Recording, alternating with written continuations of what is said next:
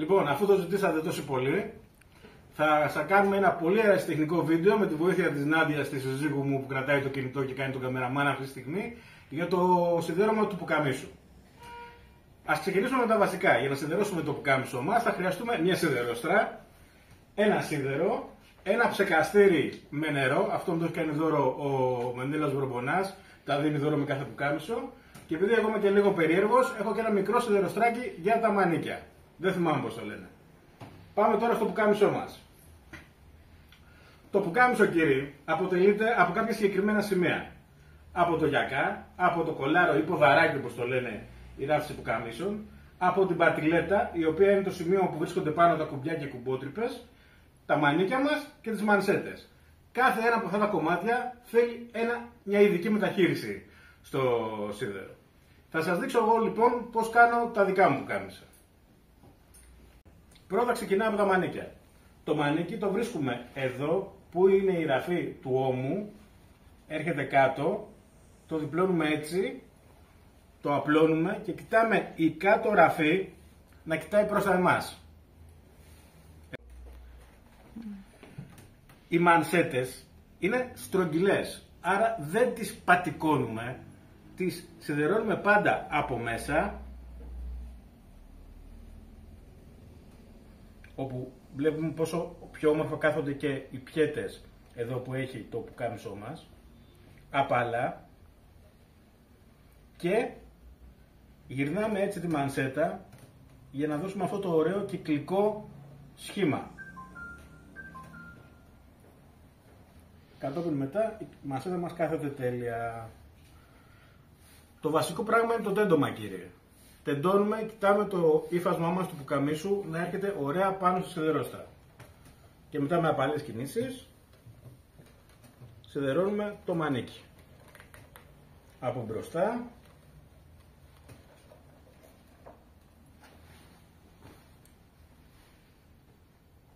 και από πίσω.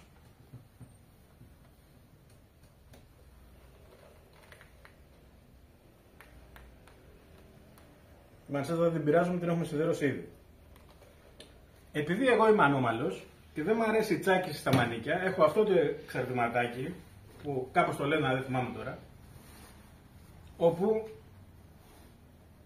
με τη βοήθειά του αφαιρώ την τσάκιση που έχω δημιουργήσει.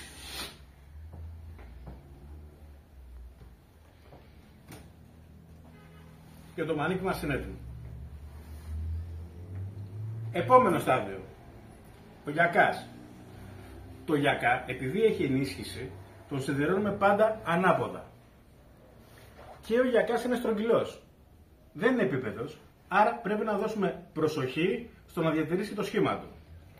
Σιδερώνουμε από έξω προς τα μέσα, γιατί δημιουργούνται κάποιες πτυχώσεις που δεν είναι ωραίο να φαίνονται στην άκρη του γιακά μας. Από έξω προς τα μέσα. Και από έξω προς τα μέσα. Αυτό ήταν. Το γυρνάμε κανονικά και μετά σιδερώνουμε το εσωτερικό κομμάτι. Που και εδώ προσπαθούμε να το κάνουμε όσο πιο στρογγυλά γίνεται. Γιατί μην ξεχνάμε ότι ο γιακάς είναι στρογγυλός.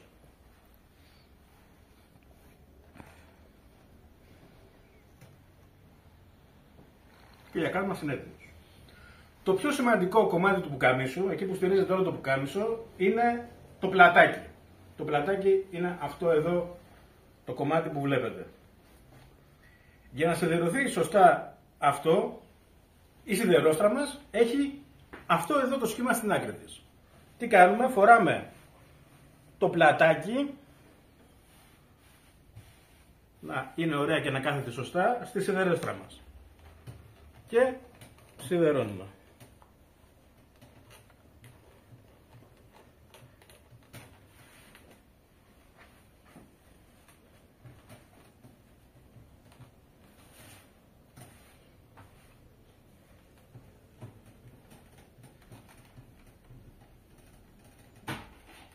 Εφόσον έχουμε τελειώσει και με το πλατάκι, σειρά παίρνουν τα μπροστινά και τα πίσω μέρο και το πίσω μέρος του πουκαμίσου.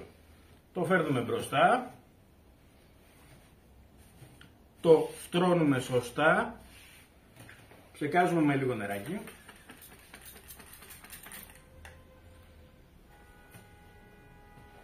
Και σιδερώνουμε.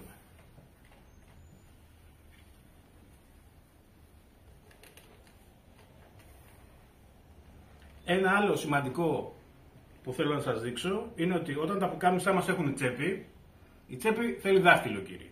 Για να γίνει σωστά, επειδή είναι έξτρα το ύφασμα εδώ, πρέπει να βάλουμε το δαχτυλάκι μας μέσα, να ανασηκώσουμε από τη μία πλευρά ώστε να γίνει επίπεδο από την άλλη και το αντίστροφο από την άλλη πλευρά, έτσι ώστε να σιδερωθεί σωστά. Μόλις έχουμε ολοκληρώσει το μπροστά, συνεχίζουμε με το υπόλοιπο πουκάμισο.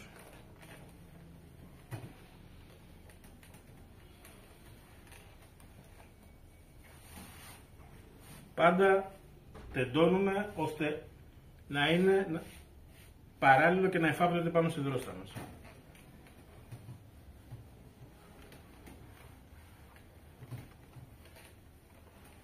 Σιδερώσαμε και την πλάτη και το πουκάμισό μας είναι έτοιμο. Η συμβουλή μου είναι, επειδή όλα αυτά τα πράγματα θέλουν μια οργάνωση, βρείτε λίγο χρόνο, βρείτε μια ωρίτσα μέσα στην εβδομάδα, βγάλετε τα πράγματά σας στα σύνεργά σας να είστε έτοιμοι και σιδερώστε 5-6 πουκάμισα ώστε να έχετε όλη τη εβδομάδα. Με λίγο practice θα σας πάρει μια ωρίτσα το όλο το σιδερώμα. Εγώ έχω φτάσει στο 7 λεπτό για πουκάμισο, ας πούμε. Πάω καλά.